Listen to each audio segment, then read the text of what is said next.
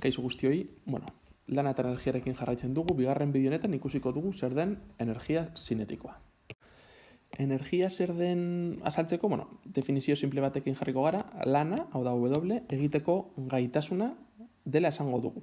Hau da, gorputz batek energia handia badauka, lan asko egiteko gaitasuna izango du.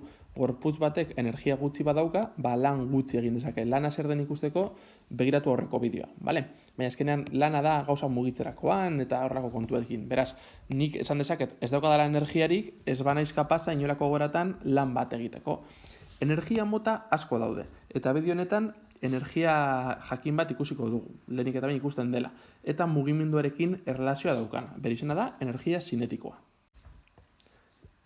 Ni jarriko dut E-azpizeta. Erderaz askotan agertuko zaizue E-azpize. Zinematikoz erderaz zerekin delako. Eta inglesez askotan karekin agertzen delako, bale? Zinetikoa kinetik esaten delako eta karekin. Beraz, E-azpize, E-azpizeta, E-azpika, gauza berdina dira esan dute. Energia zinetikoa. Hau da, gauza bat mugitzen bada, energia izango du. Horren simplea da. Eta zelan kalkulatzen dugu energia hori?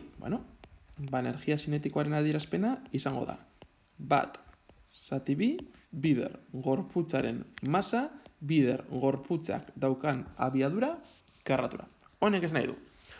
Gorputz bat zenbat eta masa handiagoa izan, orduan eta energia gehiago izango du. Gorputz bat zenbat eta abiadura handiagoarekin mugitu, orduan eta energia handiago izango du. Hau zelan egingo dugu? Egingo ditugu bi kasu errez, ikusiko dugu zein den pelota baten energia zinetikoa eta kotxe baten energia zinetikoa. Konparatuko ditugu eta ikusiko zuen pelota bat mugimendua daukanean badaukala energia zinetikoa eta kotxe bat mugitzen denean badaukala per energia zinetikoa. Esango dugu energia daukatela. Orduan, alde batetik daukagu pelota bat, kilogramo bateko masa daukana eta 3 metro segunduko abiadura mugitzen dena, eta beste alde batetik, hau kotxe bat dela imaginatu esakezue, bere masa izango da tona erdia, hau da 500 kilogramo, eta bere abiadura 54 kilometro orduko man. Eta abiadura ez da oso handia. Orduan, eske oso erraza da, kalkulatzeko pelota honek daukan energia zinetikoa izango da. Pelota honek daukan energia zinetikoa izango da. Bat, zati bi, bider masa, hau da, bat, bider, abiadura, karratura, 3 karratura. Hau da, bat, zati bi, bider bat, bider bederatzi. Eta egiten baduzue kalkuloa, ematen du, 4,5 joule, bale?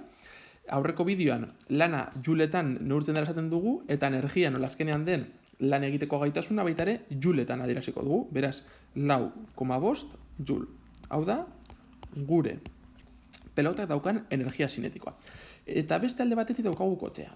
Masa, kilogramotan, baina abiadura kilometro orduetan eman digute. Eta gu, hemen, jarriko dute hemen, masa beti jarri bar da kilogramotan, eta abiadura beti metro segundotan, kilogramotan eta metro segundotan. Beraz, kilometro orduetan ematen badigute, egin behar dugun lehenengo gauza da, hau metro segundotara pasatu.